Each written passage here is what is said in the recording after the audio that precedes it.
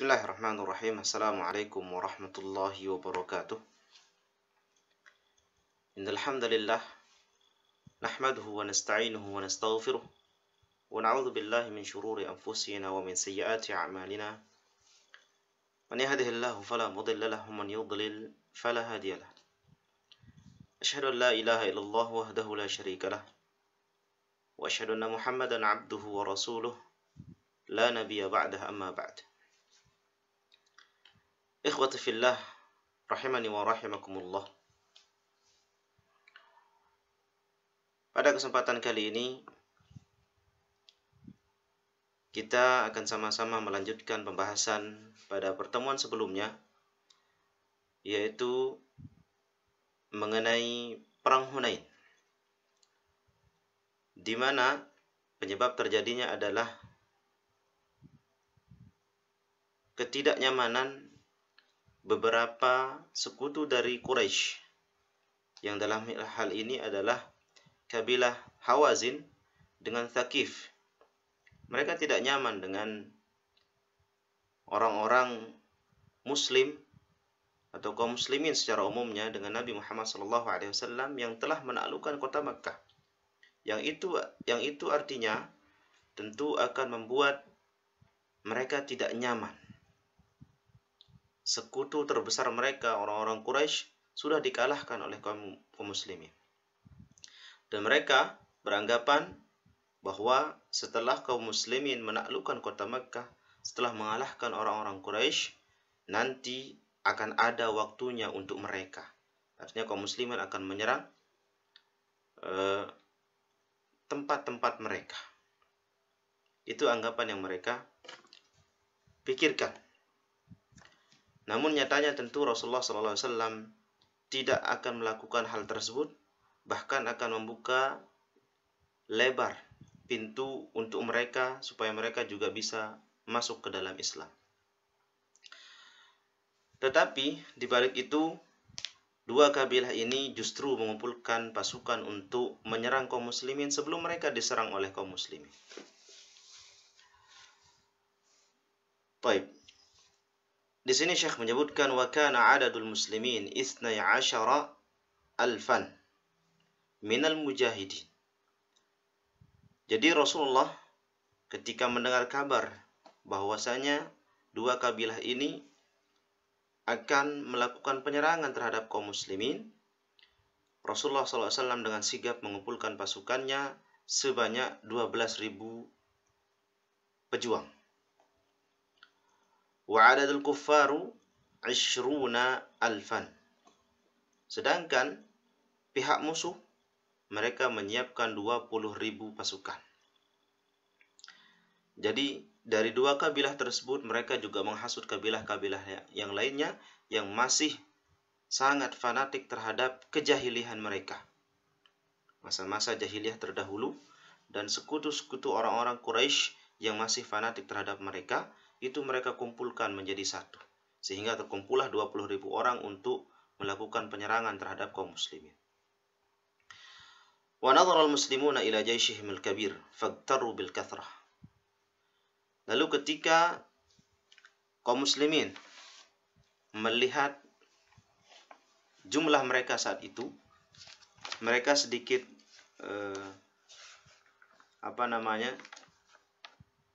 goyah karena jumlah pasukan mereka yang tidak sebanding. Mereka sedikit goyah dengan apa yang mereka lihat saat itu. 12.000 akan melawan 20.000 pasukan. Waqalu, bahkan mereka, sebagian dari mereka mengatakan apa? Lan naglibal yawma min qillah. Akan tapi ada sebagian dari mereka mengatakan tidak mungkin kita akan kalah hari ini karena sebab kekurangan pasukan kita. Artinya mereka optimis meskipun mereka lebih sedikit pasukannya dibandingkan kaum kafir saat itu, tetapi mereka tetap optimis untuk melawan mereka. Wa balaghal aduwwa khabaru khurujil muslimina ilaihim. Bahkan ketika para musuh mengetahui bahwasanya kaum muslimin telah keluar dari Madinah untuk melakukan penyerangan, untuk melakukan perlawanan terhadap mereka, aqamu kaminan lil muslimina 'inda madkhali wadi Autas. Kaum kafir mereka sampai membuat jebakan bagi kaum muslimin di sekitar pintu masuk Bukit Autas. Bukit yang memang sudah dekat dengan Hunain. Qurbat Taif, dan itu letaknya dekat Taif. Wa aqbala Rasul sallallahu alaihi wasallam fi ashabi hatta nazalul wadi. Lalu ketika Rasulullah sallallahu alaihi wasallam keluar dengan para sahabatnya, perjalanan jauh dari kota Madinah menuju ke tempat peperangan, mereka akhirnya singgah di sebuah lembah, di sebuah perbukitan. Wa kana al-waqtu qubaila al-fajr, dan saat itu kira-kira sudah mendekati fajar. Wadh-dhalamu yukhayyimu ala wadi Hunain, dan bahkan gelapnya malam saat itu, bahkan yang menjelang paginya, itu seperti atau seakan-akan menyelimuti mereka. Sangat gelap saat itu di sekitar Bukit Hunain. Wa fuji'al muslimuna biwabilin minas siham. Tiba-tiba ternyata ketika mereka akan sampai di tempat tersebut, mereka dikagetkan dengan anak panah yang menghujani mereka. Jadi dari segala arah, dari segala penjuru, ketika mereka sedang beristirahat, tiba-tiba datang hujan panah kepada mereka. Tanhalu alaihi min kulli makan, yang mana anak-anak panah tersebut datang dari arah yang mereka tidak sangka-sangka. Dari semua arah bahkan menyerbu mereka. Fatosha sawabahum, sampai-sampai membuat gentar mereka, kaget mereka. Mereka tidak siap dengan serangan tersebut. Wahtazzat sufufahum, bahkan sampai memecah belah, mengguncang barisan-barisan mereka. Wa farra adadun minhum, bahkan dari sebagian mereka banyak yang melarikan diri ke sana kemari. Berhamburan mereka, pecah barisan-barisan mereka. Walamma ra'a Rasul sallallahu alaihi wasallam hazimatal muslimin nada fihim. Lalu ketika melihat kondisi saat itu kaum muslimin, Rasulullah pun memanggil mereka, menyeru mereka. Berteriak Rasulullah sallallahu alaihi wasallam melihat kaum muslimin yang kondisinya sudah tidak bisa dikontrol lagi saat itu. Kocar-kacir mereka berlarian. Anan nabiyyu la kadzib. Saya ini nabi. Saya adalah seorang nabi yang tidak pernah ada kebohongan di sana. Ana bin Abdul Muttalib, dan saya adalah anak keturunan Abdul Muttalib. Jadi seakan-akan Rasulullah saat itu ingin memberikan semangat pada kaum muslimin bahwa di tengah-tengah mereka itu adalah nabi, yang mana seorang nabi tentunya akan selalu ditolong dan dibantu oleh Allah Subhanahu wa taala. Maka jangan sekali-kali takut. Saya ini adalah nabi.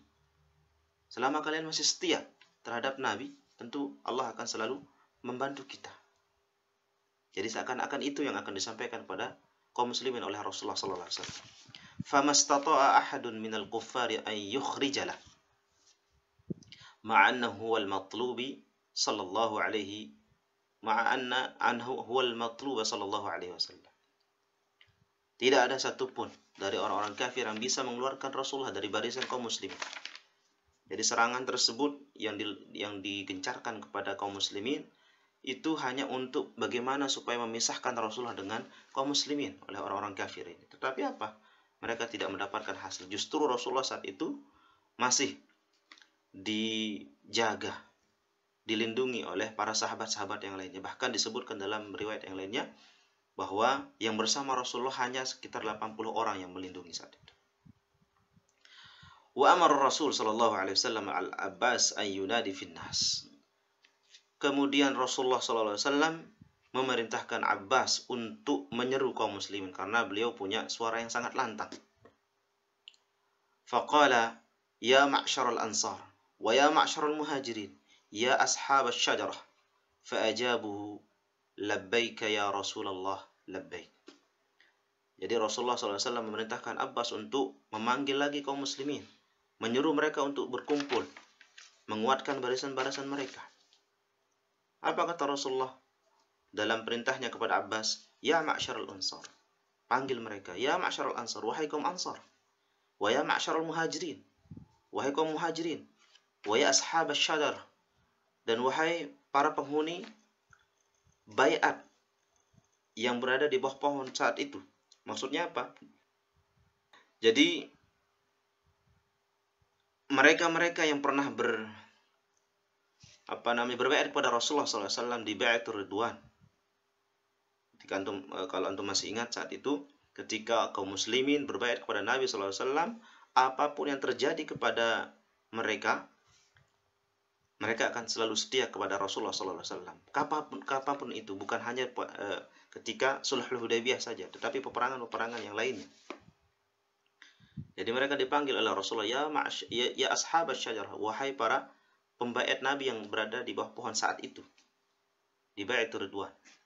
Dipanggil semuanya tanpa terkecuali. Fa'ajabuhu labbaika ya Rasulullah labbaik. Kami mendengar seruanmu wahai Rasulullah. Kami akan datang untuk setia terhadap kepadamu. Wantadhamal jaishu maratan ukhra. Lalu Rasulullah SAW mengatur pasukannya, menguatkan kembali barisan-barisan mereka. Washtaddal qital, maka peperangan itu dimulai dengan sangat sengitnya. Wa asyrafar Rasul sallallahu alaihi wasallam 'ala al-ma'rakah. Tentu Rasulullah sallallahu alaihi wasallam dimuliakan. Artinya beliau dibantu oleh Allah Subhanahu wa taala sampai pada akhirnya beliau dengan kaum muslimin memenangkan, bisa mengatasi peperangan tersebut meskipun mereka kalah jumlah. Wa ma hiya illa sa'ah hatta hazamal musyrikun. Tidak lama kemudian setelah peperangan itu berjalan cukup alot tentunya, maka kaum musyrikin pun kalah dari kaum muslimin. Wa wallul adbar. Bahkan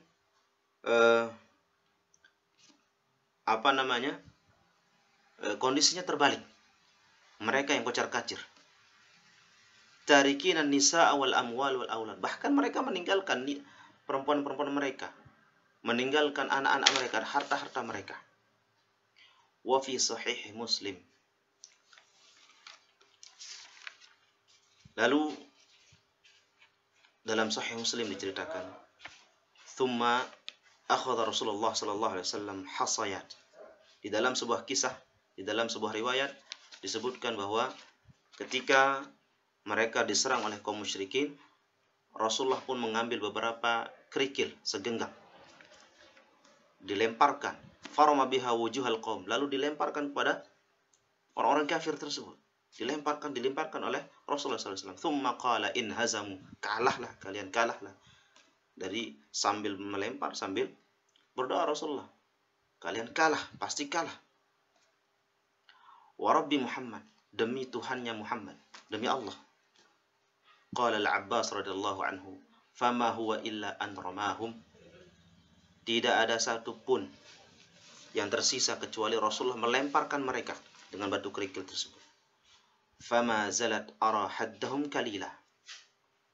Tidak lagi ada kekuatan di antara mereka. Barisan mereka sudah terpecah belah. Sudah lemah kekuatan mereka. Ai ba'suhum wa suyufuhum wa shiddatuhum dha'ifa. Mereka sudah lemah. Kekuatan mereka sudah hilang. Pedang-pedang mereka sudah tidak tajam lagi. Wa amarahum mudbira. Dan mereka dipukul mundur oleh Rasulullah SAW. Ay wa halahum dhalila. Keadaan mereka saat itu sudah tidak berdaya lagi. Mereka kembali kocar-kacir, dipukul mundur oleh pasukan kaum muslimin. Jadi itulah bagaimana Rasulullah SAW bisa membalikkan keadaan yang tadinya kaum muslimin hampir akan kalah. Wa kanat Hunain darsan istafada minhul muslimun. Jadi perang Hunain ini betul-betul dijadikan sebagai pelajaran bagi kaum muslimin. Fata'allama al-muslimuna anna an-nasra laisa bikathratil adad wal 'uddah. Mereka belajar dari perang tersebut, tentunya kemenangan itu bukan diukur dari banyaknya jumlah pasukan. Jadi kemenangan itu selama mereka setia terhadap Rasulullah, selama mereka juga menjalankan apa yang menjadi perintah Rasulullah, tentu mereka akan dibantu juga oleh Allah Subhanahu wa taala. Jadi kesimpulannya, perang Hunain terjadi setelah Fathu Makkah. Dan perang Hunain ini terjadi atas dasar ketidaknyamanan beberapa kabilah yang menjadi sekutu orang-orang Quraisy, yang mana mereka juga tentunya merupakan musuh-musuh Islam terdahulu. Dan perang Hunain ini sendiri adalah peperangan yang begitu banyak pelajaran yang bisa diambil oleh kaum muslimin, bahkan kita sendiri. Artinya selama kita menjaga Islam, selama kita menjaga sunnah-sunnah Rasulullah SAW, maka Allah pasti akan membantu dan memberikan jalan keluar bagi kita. Dan peperangan ini tentunya mengajarkan kaum muslimin saat itu bahwa kemenangan tidak akan datang hanya karena banyaknya jumlah pasukan. Meskipun sedikit jumlah mereka, tetapi kalau mereka setia terhadap Rasulullah, maka Allah pasti akan membantu mereka. Ikhwati fillah rahmani wa rahimakumullah. Ini menjadi akhir pertemuan kita pada kesempatan kali ini. Insyaallah kita akan melanjutkan kembali pada pertemuan-pertemuan selanjutnya. Hadza wallahu taala a'la wa a'lam. Subhanakallahumma wa bihamdik asyhadu an la ilaha illa anta astaghfiruka wa atubu ilaik. Assalamualaikum warahmatullahi wabarakatuh.